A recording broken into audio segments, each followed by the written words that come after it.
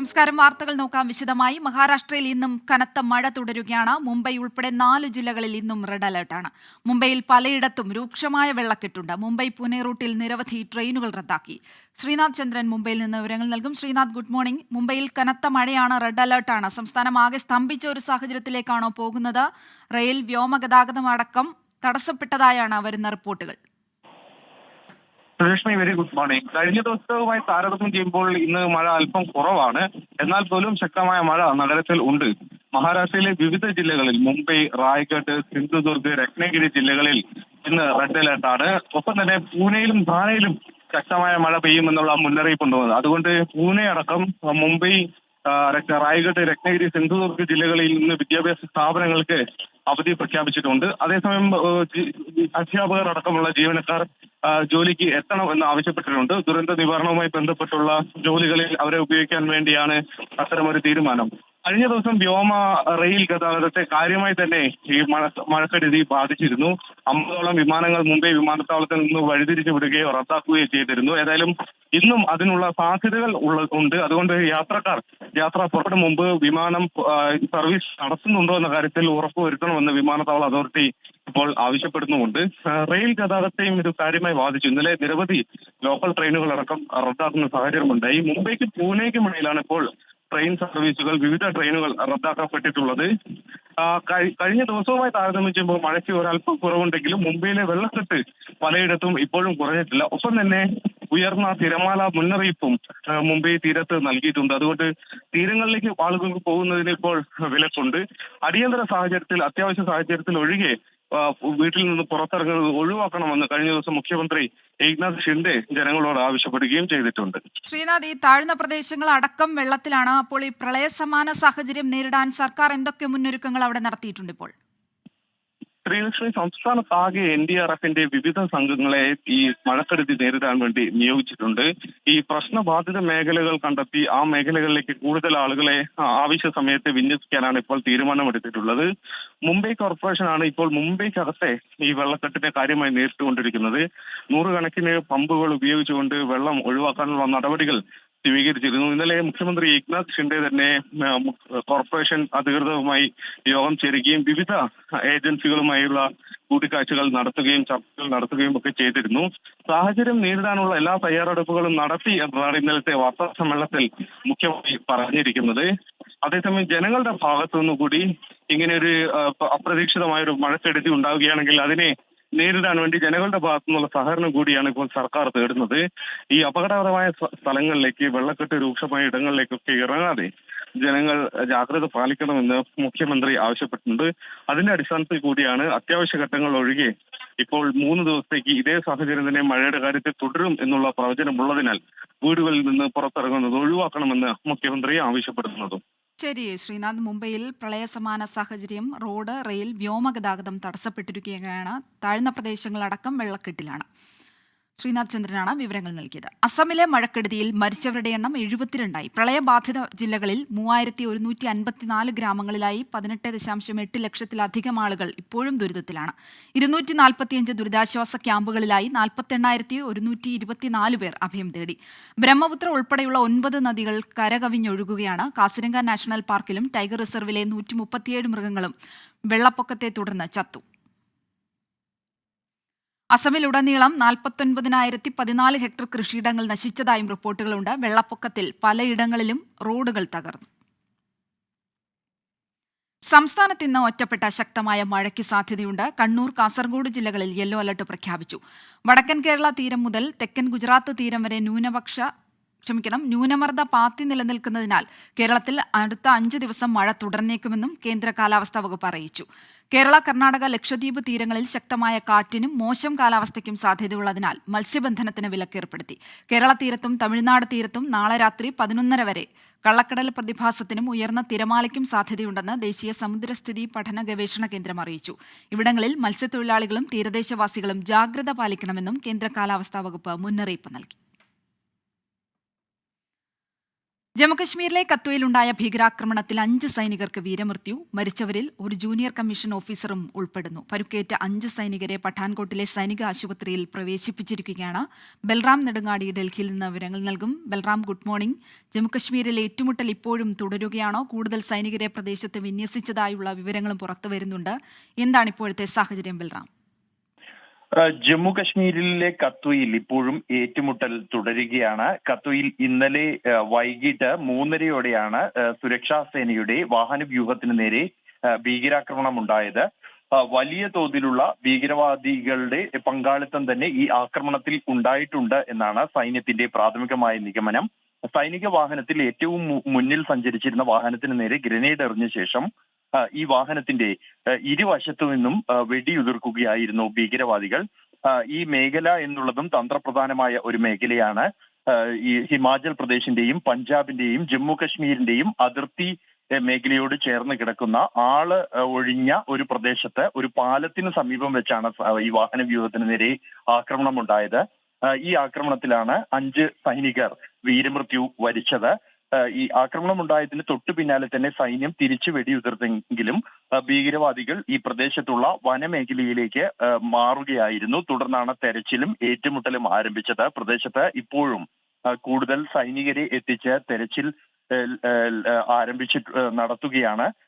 ഈ കൂടുതൽ സൈന്യത്തെ, പ്രത്യേക കമാൻഡോകൾ അടക്കമുള്ള സംഘത്തെ പ്രദേശത്തേക്ക് എത്തി എന്നാണ് ലഭ്യമാകുന്ന വിവരം.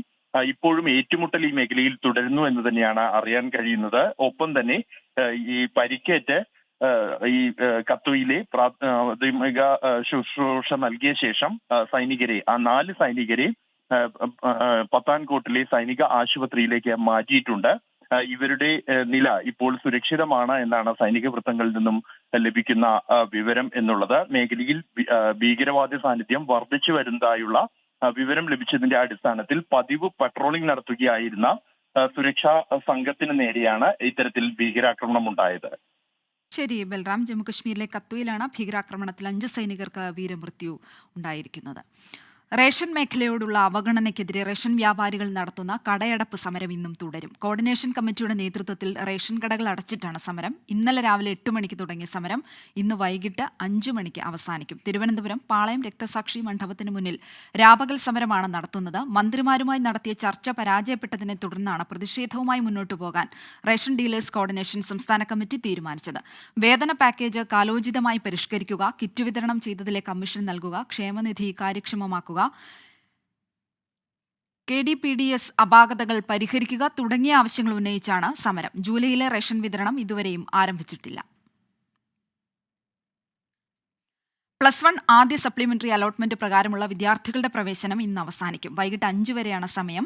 ആദ്യ സപ്ലിമെന്ററി അലോട്ട്മെന്റിൽ 30,245 വിദ്യാർത്ഥികൾക്കാണ് പ്രവേശനം ലഭിച്ചത്. മലപ്പുറത്ത് 9,880 വിദ്യാർത്ഥികൾ ഇപ്പോഴും സീറ്റ് ലഭിക്കാതെ പുറത്താണ്. 2-അംഗ സമിതിയുടെ റിപ്പോർട്ടിന്റെ അടിസ്ഥാനത്തിൽ മലപ്പുറത്ത് അധിക താൽക്കാലിക ബാച്ചുകൾ തുടങ്ങുന്നതിൽ നാളെ ചേരുന്ന മന്ത്രിസഭായോഗം തീരുമാനമെടുക്കും. ഗുണ്ടാ നേതാവ് തീക്കാറ്റ് സാജൻ ഒളിവിൽ. പോലീസ് സ്റ്റേഷനിലേക്ക് വിളിച്ച് ഭീഷണിപ്പെടുത്തിയ സംഭവത്തിൽ സാജന്റെ പേരിൽ 3 കേസുകൾ രജിസ്റ്റർ ചെയ്തിട്ടുണ്ട്. 2 വധശ്രമ കേസുകൾ അടക്കം 14 കേസുകളിൽ പ്രതിയാണ് തീക്കാറ്റ് സാജൻ. പോലീസ് അന്വേഷണം ഊർജിതമാക്കി. സൂരജ് സജി തൃശൂരിൽ നിന്ന് വിവരങ്ങൾ നൽകും. സൂരജ്, ഈ പോലീസ് സ്റ്റേഷനിലേക്ക് വിളിച്ച് ഭീഷണിപ്പെടുത്തിയതിൽ ഇയാൾക്കെതിരെ എത്ര കേസുകൾ രജിസ്റ്റർ ചെയ്തിട്ടുണ്ട്? മറ്റെന്തൊക്കെ കേസുകളാണ് നിലവിലുള്ളത്? പോലീസിന്റെ അന്വേഷണം ഏത് ഘട്ടത്തിലാണിപ്പോൾ?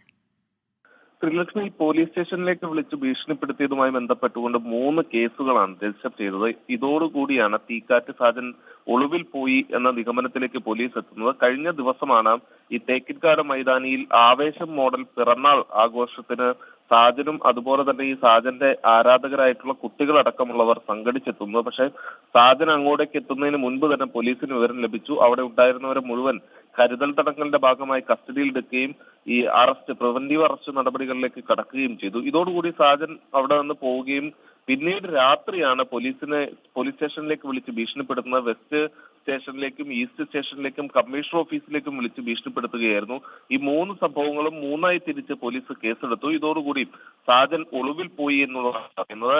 2 കൊലപാതക ശ്രമ കേസുകളടക്കം ഉള്ള ആളാണ് സാജൻ. എന്തായാലും സാജന് വേണ്ടിയുള്ള അന്വേഷണം അത് ഊർജിതമാക്കിയിട്ടുണ്ട് പോലീസ്.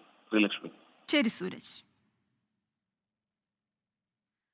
സംസ്ഥാനത്തെ കർഷക ആത്മഹത്യകളും കാർഷിക മേഖല നേരിടുന്ന പ്രതിസന്ധിയും പ്രതിപക്ഷം ഇന്ന് നിയമസഭയിൽ ഉന്നയിക്കും. അടിയന്തര പ്രമേയമായി വിഷയം കൊണ്ടുവരാനാണ് ആലോചന. വിഴിഞ്ഞം തുറമുഖം കേരള ബാങ്കിന്റെ റിസർവ് ബാങ്ക് ഡീഗ്രേഡ് ചെയ്തതടക്കമുള്ള വിഷയങ്ങൾ ചോദ്യോത്തരവേളയിൽ ഉയരും. 2024 ധനവിനിയോഗ ബിൽ ഇന്ന് നിയമസഭ പാസാക്കും. ലോക്സഭാ തെരഞ്ഞെടുപ്പ് തോൽവിയും തിരുത്തൽ നടപടിയും ചർച്ചയാകുന്ന CPI സംസ്ഥാന കൌൺസിൽ ഇന്നും നാളെയും ചേരും. മുന്നണിയുടെ അടിസ്ഥാന വോട്ടുകൾ ചോർന്നുവെന്ന CPI എക്സിക്യൂട്ടീവിൽ വിലയിരുത്തലുണ്ടായി. നായർ വോട്ടുകളിലും ക്രൈസ്തവ വോട്ടുകളിലും ചോർച്ചയുണ്ടായി. സാമുദായിക വിഭജനം തിരിച്ചറിഞ്ഞ് പ്രതിരോധിക്കാൻ പാർട്ടിക്കും മുന്നണിക്കുമായില്ലെന്നും വിമർശനമുണ്ടായി. സംസ്ഥാന കൌൺസിലിൽ അവതരിപ്പിക്കുന്ന തെരഞ്ഞെടുപ്പ് അവലോകനം റിപ്പോർട്ടിൽ മുഖ്യമന്ത്രിയെ പരാമർശിക്കേണ്ടെന്നും CPI എക്സിക്യൂട്ടീവ് തീരുമാനമെടുത്തു. എന്നാൽ CPI സംസ്ഥാന കൌൺസിലിൽ അതിരൂക്ഷ വിമർശനങ്ങൾക്കാണ് സാധ്യത. BJP ദേശീയ അധ്യക്ഷനും കേന്ദ്ര ആരോഗ്യമന്ത്രിയുമായ JP നഡ്ഡ ഇന്ന് തലസ്ഥാനത്ത്. തിരുവനന്തപുരത്ത് നടക്കുന്ന BJPയുടെ വിശാല നേതൃയോഗം JP നഡ്ഡ ഉദ്ഘാടനം ചെയ്യും. 3500ഓളം പ്രവർത്തകർ വിശാല നേതൃയോഗത്തിന്റെ ഭാഗമാകും. ഇതോടെ തദ്ദേശ തെരഞ്ഞെടുപ്പ് പ്രവർത്തനങ്ങൾക്കും ഔദ്യോഗിക തുടക്കമാകും. ഇന്ന് തിരുവനന്തപുരത്ത് നടക്കുന്ന BJP വിശാല സംസ്ഥാന നേതൃയോഗം ദേശീയ അധ്യക്ഷനും കേന്ദ്ര ആരോഗ്യമന്ത്രിയുമായ JP നഡ്ഡ ഉദ്ഘാടനം ചെയ്യും. രാവിലെ 10:30 മുതൽ വൈകുന്നേരം 6 മണിവരെ നാലാഞ്ചിറ ഗിരിദീപം കൺവെൻഷൻ സെന്ററിലാണ് നേതൃയോഗം നടക്കുക. BJPയുടെ പഞ്ചായത്ത് മണ്ഡലം പ്രസിഡന്റുമാർ മുതൽ സംസ്ഥാന ഭാരവാഹികൾ വരെ പങ്കെടുക്കുന്ന യോഗമാണിത്. ലോക്സഭാ തെരഞ്ഞെടുപ്പ് വിജയത്തോടനുബന്ധിച്ച് പാർട്ടിയെ ശക്തമാക്കാനുള്ള തുടർ പ്രവർത്തനങ്ങൾ യോഗത്തിൽ ചർച്ച ചെയ്യും. തദ്ദേശ തെരഞ്ഞെടുപ്പിന്റെ മുന്നൊരുക്കങ്ങളിലേക്കും പാർട്ടി കടക്കും. രാവിലെ വിമാനത്താവളത്തിലെത്തുന്ന ദേശീയ അധ്യക്ഷനെ വിപുലമായ ആഘോഷങ്ങളോടെ സംസ്ഥാന നേതൃത്വം സ്വീകരിക്കും. 24 തിരുവനന്തപുരം. പ്രതിപക്ഷ നേതാവ് രാഹുൽ ഗാന്ധി ഇന്ന് സ്വന്തം മണ്ഡലമായ റായ്ബറേലി സന്ദർശിക്കും. പ്രതിപക്ഷ നേതാവായതിനു ശേഷമുള്ള രാഹുലിന്റെ ആദ്യ മണ്ഡല സന്ദർശനമാണ്. റായ്ബറേലിയിലെ ജനങ്ങളുമായി രാഹുൽ ഗാന്ധി സംവദിക്കും. ഇത്തവണ തെരഞ്ഞെടുപ്പിൽ റായ്ബറേലിയിലും വയനാട്ടിലും ജയിച്ച രാഹുൽ ഗാന്ധി റായ്ബറേലി നിലനിർത്താൻ തീരുമാനിക്കുകയായിരുന്നു. പ്രളയക്കെടുതി രൂക്ഷമായ അസമിലും സംഘർഷം തുടരുന്ന മണിപ്പൂരിലും രാഹുൽ കഴിഞ്ഞ ദിവസം സന്ദർശനം നടത്തിയിരുന്നു. ഇതിനുശേഷമാണ് റായ്ബറേലിയിലേക്ക് എത്തുന്നത്. വിഴിഞ്ഞം തുറമുഖം ട്രയൽ റണ്ണിന് ഇനി 3 ദിവസം മാത്രം. തുറമുഖത്തെത്തുന്ന ആദ്യ മദർഷിപ്പ് സാൻ ഫെർണാണ്ടോ നാളെ അർദ്ധരാത്രി പുറംകടലിലെത്തും. മറ്റന്നാൾ രാവിലെ 6 മണിക്ക് തുറമുഖത്ത് അടുപ്പിക്കും. വെള്ളിയാഴ്ചയാണ് കപ്പലിന് സർക്കാർ സ്വീകരണം നൽകുക. മുഖ്യമന്ത്രി, മന്ത്രിമാർ, കേന്ദ്ര ഷിപ്പിംഗ് മന്ത്രി ഉൾപ്പെടെയുള്ളവർ ചേർന്ന് സാൻ ഫെർണാണ്ടോയെ വരവേൽക്കും. ചരക്ക് നിറച്ച 2000-ലധികം കണ്ടെയ്നറുകളുമായാണ് കപ്പലെത്തുക. കണ്ടെയ്നറുകൾ മുഴുവൻ തുറമുഖത്തിറക്കും. വെള്ളിയാഴ്ച വൈകിട്ടോടെ കപ്പൽ തിരിച്ചുപോകും. പിന്നാലെ ഫീഡർ കപ്പലുകളെത്തി മറ്റു തുറമുഖങ്ങളിലേക്ക് ചരക്കുകളുമായി നീങ്ങും. സീസ്പാൻ, സാന്റോസ്, മാരിൻ ആജൂർ എന്നീ ഫീഡർ കപ്പലുകളാണ് ആദ്യം എത്തുക. 2 മാസത്തോളമാണ് ട്രയൽ റൺ. ട്രയൽ റണ്ണുമായി ബന്ധപ്പെട്ട വിശദാംശങ്ങൾ വ്യക്തമാക്കുന്നതിന് തുറമുഖ മന്ത്രി VN വാസവൻ ഇന്ന് രാവിലെ 11:30 നിയമസഭയിൽ മാധ്യമങ്ങളെ കാണും. തിരുവമ്പാടി KCB ഓഫീസ് ആക്രമിച്ച കേസിലും ജീവനക്കാരെ മർദ്ദിച്ച സംഭവത്തിലും റിമാൻഡിൽ കഴിയുന്ന യൂത്ത് കോൺഗ്രസ് നേതാവ് അജ്മലും സഹോദരനും ഇന്ന് ജാമ്യാപേക്ഷ നൽകും. താമരശ്ശേരി കോടതിയിലാണ് അപേക്ഷ നൽകുക. അതേസമയം വീട്ടിലെ വൈദ്യുതി ബന്ധം വിച്ഛേദിച്ചതിൽ പ്രതിഷേധിച്ച് കുടുംബം ഇന്ന് ഉപഭോക്തൃ കോടതിയെ സമീപിച്ചേക്കും. സംരക്ഷണം ആവശ്യപ്പെട്ട് ഇന്നലെ തിരുവമ്പാടിയിൽ KCB ജീവനക്കാരുടെ പ്രതിഷേധവും വിശദീകരണ യോഗവും ഉണ്ടായിരുന്നു. വൈദ്യുതി ബന്ധം വിച്ഛേദിച്ചത് ഒരു സന്ദേശം നൽകാൻ മാത്രമെന്നായിരുന്നു തൊഴിലാളി യൂണിയൻ നേതാക്കൾ പ്രതികരിച്ചത്. ആലപ്പുഴ മാന്നാർ കലാകൊലപാതക കേസിൽ കസ്റ്റഡിയിൽ ലഭിച്ച പ്രതികളെ അന്വേഷണ സംഘം ഇന്ന് വീണ്ടും ചോദ്യം ചെയ്യും. വിദേശത്തുള്ള അനിൽകുമാറിനെ ഉടൻ നാട്ടിലെത്തിക്കാനാകുമെന്നാണ് അന്വേഷണ സംഘത്തിന്റെ പ്രതീക്ഷ. അനിൽകുമാറിന്റെ വീട്ടിലെ കക്കൂസ് മാലിന്യത്തിൽ നിന്ന് കണ്ടെത്തിയ മൃതദേഹ അവശിഷ്ടങ്ങളുടെയും മറ്റും ശാസ്ത്രീയ പരിശോധനാ ഫലം ഈ മാസം അവസാനത്തോടെ ലഭിച്ചേക്കും. യുക്രൈൻ തലസ്ഥാനമായ കീവിൽ കുട്ടികളുടെ ആശുപത്രിക്ക് നേരെ റഷ്യയുടെ തുടർച്ചയായ മിസൈൽ ആക്രമണം. 6 പേർ കൊല്ലപ്പെട്ടതായാണ് റിപ്പോർട്ട്. കുട്ടികളുടെ ആശുപത്രി ആക്രമിച്ചത് റഷ്യൻ ക്രൂരതകളുടെ ഓർമ്മപ്പെടുത്തലെന്ന് US പ്രസിഡന്റ് ജോ ബൈഡൻ പ്രതികരിച്ചു. അമേരിക്കയിൽ നിന്ന് മധു കൊട്ടാരക്കര ചേരും വിവരങ്ങളുമായി. Good morning Madhu Kottarakkara. വളരെ സങ്കടകരമായ ഒരു വാർത്ത. എന്തായിരുന്നു റഷ്യ നടത്തിയ ഏറ്റവും വലിയ ആക്രമണമെന്നാണ് വിലയിരുത്തലുകൾ? എന്താണ് നിലവിൽ സാഹചര്യം? Good morning Sreelakshmi. ഇന്ന് രാവിലെ വളരെ ദുഃഖകരമായ ഒരു വാർത്തയാണ് നമുക്ക് റിപ്പോർട്ട് ചെയ്യാനുള്ളത്. യുക്രൈൻ യുദ്ധം തുടങ്ങിയതിനു ശേഷം ഈ അടുത്ത കാലത്ത് റഷ്യ നടത്തുന്ന ഏറ്റവും വലിയൊരു മിസൈൽ ആക്രമണമാണ്. അതും കീവിലെ ഒരു പ്രധാന ചിൽഡ്രൻസ് ഹോസ്പിറ്റലിലാണ് ഈ മിസൈൽ ആക്രമണം നടന്നത്. യുക്രൈൻ നഗരങ്ങളിലും റഷ്യ ഇന്നലെ മിസൈലുകൾ കൊണ്ട് ആക്രമിച്ചായിരുന്നു. ഈ ചിൽഡ്രൻസ് ഹോസ്പിറ്റലിലെ ആക്രമണത്തിൽ 36 പേർക്കാണ് നമുക്ക് ഒടുവിൽ ലഭിക്കുന്ന റിപ്പോർട്ടുകൾ അനുസരിച്ച് ജീവൻ നഷ്ടപ്പെട്ടത്. ഈ വളരെ അപ്രതീക്ഷിതമായ ഒരു ആക്രമണമായതുകൊണ്ട് തെരുവുകളിൽ ഈ കുഞ്ഞുങ്ങളുമായി അമ്മമാർ ഓടുകയായിരുന്നു. യുക്രൈൻ ഗവൺമെന്റ് അമേരിക്ക ഉൾപ്പെടെയുള്ള പാശ്ചാത്യ രാജ്യങ്ങളോട് അവരുടെ എയർ ഡിഫൻസ് സിസ്റ്റം അപ്ഗ്രേഡ് ചെയ്തു തരാൻ ആവശ്യപ്പെട്ടിട്ടുണ്ട്. 38 മിസൈലുകളിൽ 30 എണ്ണം വെടിവെച്ചിട്ടെന്നാണ് യുക്രൈൻ വ്യോമസേന പറയുന്നത്. ഈ അമേരിക്കയിൽ വാഷിംഗ്ടണിൽ നാളെ മുതൽ നേറ്റോ സമ്മേളനം ഉച്ചകോടി തുടങ്ങുകയാണ്. അതുകൊണ്ട് തന്നെ യുക്രൈൻ പ്രസിഡന്റ് ഏറെ പ്രതീക്ഷയോടെയാണ് ഇരിക്കുന്നത്. അമേരിക്കൻ പ്രസിഡന്റ് ജോ ബൈഡൻ ശക്തമായിട്ട് ഈ ആക്രമണത്തെ അപലപിച്ചുകൊണ്ട് വന്നിട്ടുണ്ട്. റഷ്യയുടെ ഈ ക്രൂരതകളുടെ ഒരു ഓർമ്മപ്പെടുത്തലാണെന്നാണ് ബൈഡൻ ഇത് പറഞ്ഞത്. അതുമാത്രമല്ല, വൈറ്റ് ഹൗസ് പറയുന്നത് ഈ നേറ്റോ സമ്മേളനത്തിൽ യുക്രൈന്റെ പ്രതിരോധ സംവിധാനങ്ങൾ മെച്ചപ്പെടുത്തുവാനുള്ള പ്രഖ്യാപനങ്ങൾ ഉണ്ടാകുമെന്നും വ്യക്തമാക്കിയിട്ടുണ്ട്. ശ്രീലക്ഷ്മി. ശരി, മധു കൊട്ടാരക്കരയാണ് വിവരങ്ങൾ നൽകിയത്. റഷ്യ യുക്രൈനിൽ ശക്തമായ ആക്രമണം തുടരുകയാണ്. കീവിൽ കുട്ടികളുടെ ആശുപത്രിക്ക് നേരെയാണ് ഏറ്റവും ഒടുവിലായി ആക്രമണമുണ്ടായത്. കോൺഗ്രസ് ഭരിക്കുന്ന ഇടുക്കി ജില്ലാ ഡീലേഴ്സ് കോപ്പറേറ്റീവ് ബാങ്കിനെതിരെ പ്രതിഷേധം കടുപ്പിച്ച് നിക്ഷേപകർ. പണം തിരികെ നൽകണമെന്ന് ആവശ്യപ്പെട്ടിട്ടും നടപടി ഉണ്ടാകാത്തതിനെ തുടർന്ന് സഹകാരി കൂട്ടായ്മ നെടുങ്കണ്ടത്തെ ബാങ്കിന് മുന്നിൽ പ്രതിഷേധിച്ചു. 29 കോടി രൂപയാണ് നിക്ഷേപകർക്ക് തിരിച്ചു കിട്ടാനുള്ളത്. വിവിധ ശാഖകളിലായി 1000-ലധികം സഹകാരികൾ 1 ലക്ഷം രൂപ മുതൽ 40 ലക്ഷം രൂപ വരെ നിക്ഷേപിച്ചിട്ടുണ്ട്. പലതവണ ആവശ്യപ്പെട്ടിട്ടും ചികിത്സയ്ക്കുള്ള പണം പോലും ലഭിക്കാതെ വന്നതോടെയാണ് നിക്ഷേപകർ വീണ്ടും സമരത്തിനിറങ്ങിയത്. മുൻകാല ഡയറക്ടർമാരും ഇപ്പോഴത്തെയും മുൻകാല ജീവനക്കാരും എടുത്തിരിക്കുന്ന വായ്പ മാത്രം തിരിച്ചടയ്ക്കാനായാൽ ഇവിടുത്തെ നിക്ഷേപകർക്ക് നല്ലൊരു തുക കൊടുക്കാനും അവർക്കൊരു ആശ്വാസവുമാകും. പക്ഷെ അതിനു വേണ്ടതായ ശരിയായ നടപടികൾ അവർ സ്വീകരിക്കുന്നില്ല. 3000-ലധികം വായ്പകളിലായി 56 കോടിയിലധികം രൂപ ബാങ്കിന് തിരികെ കിട്ടാനുണ്ട്. നിക്ഷേപകർക്ക് മുൻഗണനാക്രമത്തിൽ പണം തിരികെ നൽകാനാണ് ശ്രമം. അനധികൃതമായി ലോൺ എടുത്തിട്ട് അടയ്ക്കാതിരിക്കുന്ന മുഴുവൻ ആളുകളുടെ പേരിൽ കേസെടുത്ത് അത് മുൻ ബോർഡ് മെമ്പർമാരായിക്കോട്ടെ, ജീവനക്കാരായിക്കോട്ടെ, സെക്രട്ടറി ആയിക്കോട്ടെ, ആരും ആയിക്കോട്ടെ, ഈ ബാങ്കിൽ നിന്നും അനധികൃതമായി ലോൺ എടുത്തിട്ട് അടയ്ക്കാതെ ഇരിക്കുന്ന ആളുകളുടെ പേരിൽ കർശനമായ നടപടികളുണ്ടായിരിക്കും. ആ നടപടിയെടുത്ത് നിങ്ങൾക്ക് അവരുടെ പൈസ ഈടാക്കി പൈസ തരുന്നതിനുള്ള കൃത്യമായ നടപടികളുണ്ടായിരിക്കും. മുൻ ഭരണസമിതി അംഗങ്ങളും ജീവനക്കാരും മതിയായ രേഖകൾ പോലുമില്ലാതെ കോടിക്കണക്കിന് രൂപയുടെ വായ്പയാണ് എടുത്തിട്ടുള്ളത്. 3.5 കോടിയിലധികം രൂപ തിരിമറി നടന്നതായി കണ്ടെത്തിയതിനെ തുടർന്ന് വിജിലൻസ്, ക്രൈംബ്രാഞ്ച്, സഹകരണ വകുപ്പ് തല അന്വേഷണങ്ങളും ബാങ്കിനെതിരെ നടക്കുകയാണ്. 24 ഇടുക്കി. നികുതി വെട്ടിപ്പിനായി വ്യാജ നമ്പർ പ്ലേറ്റ് ഘടിപ്പിച്ച് സർവീസ് നടത്തിയ റിക്കവറി വാഹനം മോട്ടോർ വാഹന വകുപ്പ് പിടികൂടി. പത്തനംതിട്ട മോട്ടോർ വാഹന വകുപ്പ് നടത്തിയ പരിശോധനയിലാണ് ഒരേ നമ്പർ പ്ലേറ്റ് ഘടിപ്പിച്ച 2 വാഹനങ്ങൾ കണ്ടെത്തിയത്. കൊല്ലം സ്വദേശിയായ ഉടമ പത്തനംതിട്ട സ്വദേശിക്ക് വാടകയ്ക്ക് നൽകിയ വാഹനങ്ങളാണ് ഇവ.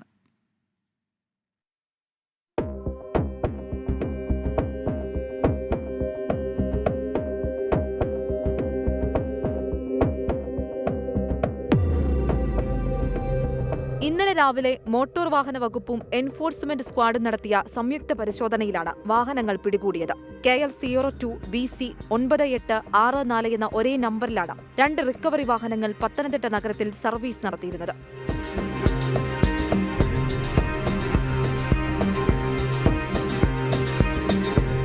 ഒരു വാഹനം പരിശോധിച്ച് സംശയം തോന്നിയതോടെയാണ് വ്യാജനെയും കണ്ടെത്തിയത്. ചേസ് നമ്പർ പരിശോധിച്ചപ്പോൾ 2019 വരെ മാത്രമേ വാഹനത്തിന് നികുതി അടച്ചിട്ടുള്ളൂവെന്ന് കണ്ടെത്തി. വ്യാജന്റെ യഥാർത്ഥ നമ്പറാകട്ടെ KL 02 BD 3963. 2 വാഹനങ്ങളും കൊല്ലം സ്വദേശിയായ ഒരാൾ പത്തനംതിട്ട സ്വദേശിക്ക് വാടകയ്ക്ക് നൽകിയതാണ്. നമ്മൾ നോർമലായിട്ട് ഇതുവഴി ഇങ്ങനെ ഭാര്യാപുരത്തോടെ ചെക്കിങ്ങിന് വന്നപ്പം മറ്റൊരു വാഹനം ഇവിടെ പാർക്ക് ചെയ്യുന്നതായിട്ട് ശ്രദ്ധയിൽപ്പെട്ടപ്പം വാഹനം ഞങ്ങൾ ദൂരെ നോക്കിയപ്പോൾ വണ്ടി നമ്പർ ഇതുപോലെ രജിസ്ട്രേഷൻ നമ്പർ ഒരുപോലെ തോന്നിയതിൽ പ്രകാരം ഞങ്ങൾ വന്ന് പരിശോധിച്ചു. ആദ്യം കണ്ട വാഹനം ആദ്യം പരിശോധിച്ചു. അതിൻ്റെ ചേസസ് നമ്പർ ജെന്യുവൻ ആണെന്ന് മനസ്സിലായി. രണ്ടാമത് TVSൻ്റെ ഈ വർക്ക്ഷോപ്പിൽ കയറി പരിശോധിച്ചപ്പോൾ അപ്പോഴും ആ വാഹനവും സെയിം ചേസ് നമ്പറുള്ള അല്ല, മറ്റൊരു ചേസ് നമ്പറുള്ള വാഹനമാണ്. അതും വാഹനം ജെന്യുവനാണ്. ഈ 2 വാഹനവും ജെന്യുവനാണ്. വാഹനം കസ്റ്റഡിയിലെടുത്ത മോട്ടോർ വാഹന വകുപ്പ് പോലീസിനെ വിവരം അറിയിച്ചിട്ടുണ്ട്. വ്യാജ നമ്പർ പ്ലേറ്റ് നിർമ്മിച്ചതിനും നികുതി വെട്ടിപ്പിനും ഉടമയ്ക്കെതിരെ കേസെടുക്കുമെന്ന് അറിയിച്ചു. 24 പത്തനംതിട്ട. യൂറോ കപ്പ് സെമി പോരാട്ടങ്ങൾക്ക് ഇന്ന് തുടക്കമാകും. രാത്രി 12:30 നടക്കുന്ന 1-ാം സെമിയിൽ സ്പെയിൻ ഫ്രാൻസിനെ നേരിടും. 4 തവണ ചാമ്പ്യന്മാരായ സ്പെയിൻ, 2 തവണ കിരീടം നേടിയ ഫ്രാൻസ്. ഒരു വശത്ത് Lamine Yamal, Nico Williams, Alvaro Morata, Rodri. മറുവശത്ത് Kylian Mbappe, Antoine Griezmann, N'Golo Kante, Camavinga. ജർമ്മനിയിലെ അലയൻസ് അരീന മൈതാനത്തെ പച്ചപ്പുല്ലിനെ തീപിടിപ്പിക്കും പോരാട്ടമാണ് യൂറോ കപ്പിന്റെ 1-ാം സെമി. ഇത്തവണത്തെ യൂറോയിൽ സമ്പൂർണ്ണ ജയമുള്ള ഒരേയൊരു ടീമാണ് സ്പെയിൻ. ക്വാർട്ടറിൽ ആതിഥേയരായ ജർമ്മനിയെ വീഴ്ത്തിയതിന്റെ ആത്മവിശ്വാസവും സ്പാനിഷ് അർമാഡകൾക്കുണ്ട്. എന്നാൽ മധ്യനിര നിയന്ത്രിച്ചിരുന്ന പെഡ്രി പരിക്കേറ്റ് പുറത്തായത് ക്ഷീണമാകും. ഫ്രാൻസ് അവസാന 4ലേക്ക് എത്തിയത് തപ്പിത്തടഞ്ഞായിരുന്നു. 5 മത്സരങ്ങളിൽ ഓപ്പൺ പ്ലേയിൽ നിന്ന് ഇതുവരെ ഒറ്റ ഗോൾ പോലും നേടാനായിട്ടില്ല ഫ്രാൻസിന്റെ പേരുകേട്ട മുൻനിരയ്ക്ക്. 2 തവണ സെൽഫ് ഗോളിൽ ജയിച്ചപ്പോൾ ക്വാർട്ടർ കടന്നത് പോർച്ചുഗലിനെ പെനാൽറ്റി ഷൂട്ടൌട്ടിൽ തോൽപ്പിച്ച്. 1984 ആദ്യമായി യൂറോ കപ്പ് നേടിയതും 2021 നേഷൻസ് ലീഗ് കിരീടം നേടിയതും സ്പെയിനെ തോൽപ്പിച്ചെന്ന ചരിത്രം ഫ്രാൻസിന് ആത്മവിശ്വാസം നൽകും. എന്നാൽ നേർക്കുനേർ കണക്കുകളിലെ മുൻതൂക്കവും സമീപകാല ഫോമിലും സ്പെയിൻ പ്രതീക്ഷ വയ്ക്കുന്നു. Sports desk 24. കോപ്പ അമേരിക്കയിൽ ഫൈനൽ ലക്ഷ്യമിട്ട് നിലവിലെ ചാമ്പ്യന്മാരായ അർജന്റീന നാളെ ഇറങ്ങും. ഇന്ത്യൻ സമയം പുലർച്ചെ 5:30 നടക്കുന്ന മത്സരത്തിൽ കാനഡയാണ് എതിരാളികൾ. കോപ്പ കിരീടം കാക്കാൻ അർജന്റീനയ്ക്ക് ഇനി വേണ്ടത് 2-2 ജയം. ആദ്യ കടമ്പ അപ്രതീക്ഷിത കുതിപ്പിലൂടെ സെമിയിലെത്തിയ കാനഡ. ഈ കോപ്പയിൽ മെസ്സിപ്പട തുടങ്ങിയത് തന്നെ കാനഡയ്ക്കെതിരായ 2 ഗോൾ ജയത്തോടെയായിരുന്നു. പിന്നീടുള്ള കളികളിൽ ജയിച്ചെങ്കിലും അർജന്റീനയുടെ പ്രകടനത്തിൽ കടുത്ത ആരാധകർക്ക് പോലും തൃപ്തിയില്ല. ലോക കിരീടമടക്കം എല്ലാം നേടിയതിന്റെ ആലസ്യം ചാമ്പ്യന്മാർക്കുണ്ട്.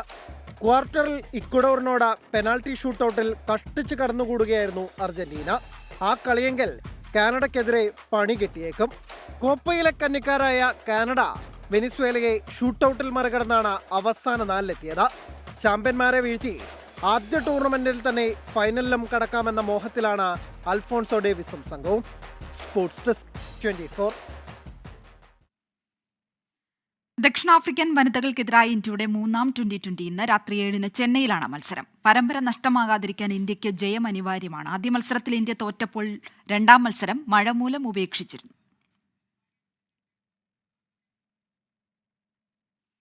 വിംബിൾഡൺ ടെന്നീസ് പുരുഷ സിംഗിൾസിൽ സെമി ഫൈനൽ ലക്ഷ്യമിട്ട നിലവിലെ ചാമ്പ്യൻ കാർലോസ് അൽക്കാരസും ലോക 1ാം നമ്പർ യാനിക് സിന്നറും ഇന്നിറങ്ങും. അമേരിക്കയുടെ ടോമി പോളാണ് അൽക്കാരസിന്റെ ക്വാർട്ടറിലെ എതിരാളി. യാനിക് സിന്നർ ദാനിൽ മെദ്വദേവിനെയും നേരിടും. എയർ കേരള എന്ന പേരിൽ വിമാന സർവീസ് യാഥാർത്ഥ്യമാകുന്നു. വിമാന സർവീസിന് സിവിൽ ഏവിയേഷൻ മന്ത്രാലയത്തിന്റെ പ്രവർത്തനാനുമതി ലഭിച്ചതായി കമ്പനി ഉടമകൾ ദുബായിൽ വാർത്താസമ്മേളനത്തിൽ അറിയിച്ചു. ദുബായിൽ നിന്ന് ദക്ഷിണേന്ത്യൻ നഗരങ്ങളിലേക്കായിരിക്കും ആദ്യ service. Zettfly aviation private limited എന്ന കൊച്ചി ആസ്ഥാനമായ കമ്പനിക്കാണ് വിമാന സർവീസിന് അനുമതി ലഭിച്ചിരിക്കുന്നത്. തുടക്കത്തിൽ ആഭ്യന്തര ടയർ 2, ടയർ 3 നഗരങ്ങളെ ബന്ധിപ്പിച്ചായിരിക്കും സർവീസെന്ന് സെറ്റ്ഫ്ലൈ ഏവിയേഷന്റെ അധികൃതർ വാർത്താ സമ്മേളനത്തിൽ അറിയിച്ചു. ദക്ഷിണേന്ത്യൻ നഗരങ്ങളിലേക്കായിരിക്കും ആദ്യ സർവീസ്. 20 വിമാനങ്ങൾ തികയുന്നതോടെ അന്താരാഷ്ട്ര സർവീസ് തുടങ്ങുമെന്നും കമ്പനി ഉടമകൾ വ്യക്തമാക്കി. ഇന്ത്യയിൽ ഇപ്പോൾ ഒരു എയർലൈൻ കമ്പനി തുടങ്ങണമെങ്കിൽ അതിൻ്റെ ആദ്യ ഘട്ടം എന്നുള്ളത് NOC നേടുക എന്നുള്ളത് തന്നെയാണ്. അതുതന്നെയാണ് ഏറ്റവും വലിയ ടാസ്കും പലരും ശ്രമിച്ചിട്ടും അല്ലെങ്കിൽ കിട്ടാതിരിക്കുന്നത്. അപ്പോൾ അതിൻ്റെ ഒരു ഫസ്റ്റ് ഘട്ടം NOC ഞങ്ങൾ നേടിക്കഴിഞ്ഞു. അപ്പോൾ അതോടൊപ്പം തന്നെ നമ്മളൊരു ഫസ്റ്റ് സ്റ്റെപ്പ് എടുത്തു കഴിഞ്ഞു എന്നുള്ളതാണ്. ഇനി അടുത്തത് AOC എന്നുള്ള ഒരു ടെക്നിക്കൽ പാർട്ട് മാത്രമാണ്. ആ ടെക്നിക്കൽ ടെസ്റ്റോടുകൂടി നമുക്ക് AOC നേടാൻ സാധിക്കും. അത് വരും ദിവസങ്ങളിൽ അതിൻ്റെ പ്രവർത്തനമായിട്ട് മുന്നോട്ട് പോകുന്നുണ്ട്.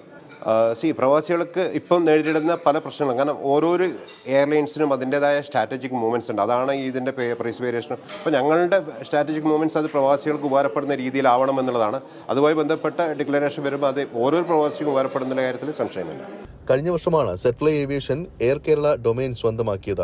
എയർ കേരള എന്ന ബ്രാൻഡിലാകും കമ്പനി സർവീസുകൾ നടത്തുക എന്നും കമ്പനി യാഥാർത്ഥ്യമാകുന്നതോടെ ആദ്യ വർഷം തന്നെ കേരളത്തിൽ മാത്രം വ്യോമയാന മേഖലയിൽ 350-ലധികം തൊഴിലവസരങ്ങൾ ഉണ്ടാകുമെന്നാണ് പ്രതീക്ഷ എന്നും കമ്പനി പ്രതിനിധികൾ പറഞ്ഞു.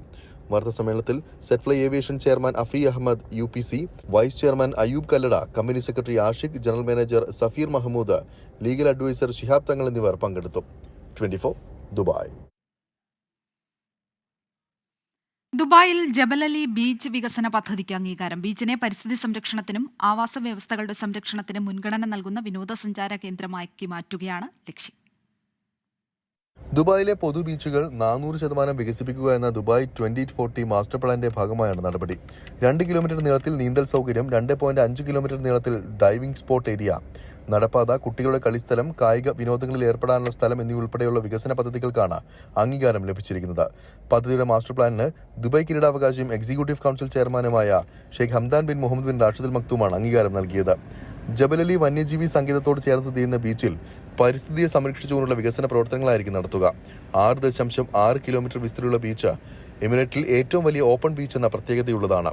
പേൾ, സാങ്ച്വറി, നെസ്റ്റ് എന്നിങ്ങനെ 3 പേരുകളിലായി തിരിച്ചാണ് ബീച്ചിൽ വികസനം നടത്തുക. കുട്ടികൾക്കായുള്ള ബീച്ച് ഏരിയ, കായിക വിനോദങ്ങൾ, സ്വകാര്യ നീന്തലിടങ്ങൾ, കുട്ടികളുടെ കളിസ്ഥലങ്ങൾ എന്നിവ പേൾ വിഭാഗത്തിലായിരിക്കും നിർമ്മിക്കുക. ആമകളുടെ ആവാസ വ്യവസ്ഥ ഉൾപ്പെടുന്നതാണ് സാങ്ച്വറി. കണ്ടൽക്കാടുകളുടെ വികസനം ഉൾപ്പെടുന്നതാണ് നെസ്റ്റ്.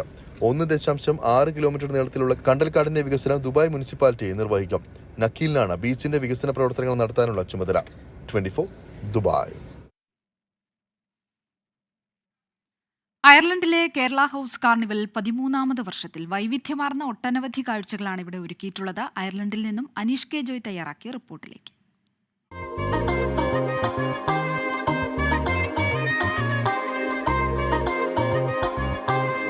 കർമ്മോത്സുകതയുടെ പര്യായമാണ് ഓരോ പ്രവാസ ജീവിതവും. ഒരു രാത്രിയുടെ ഇരുളിൽ പൊലിഞ്ഞുപോയ കുവൈറ്റിലെ ഓരോ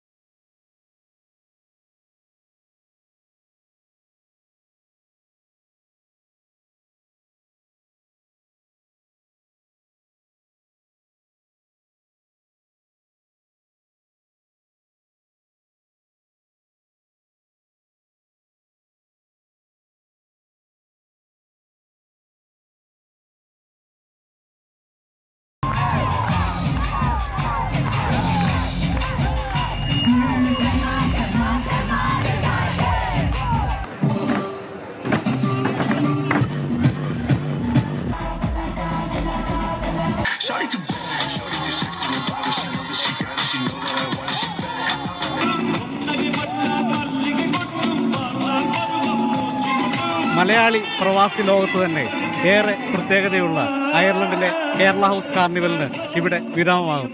എല്ലാ വർഷവും ഈ കാർണിവൽ സംഘാടകർക്ക് നടത്താൻ സാധിക്കട്ടെ എന്ന് പ്രത്യാശിച്ചുകൊണ്ട് അയർലൻഡിൽ നിന്നും ടോബി വർഗീസിനോടൊപ്പം അനീഷ് കെ ജോയ്. പ്രഭാത വാർത്തകളുടെ സമയം പൂർണ്ണമാവുകയാണ്.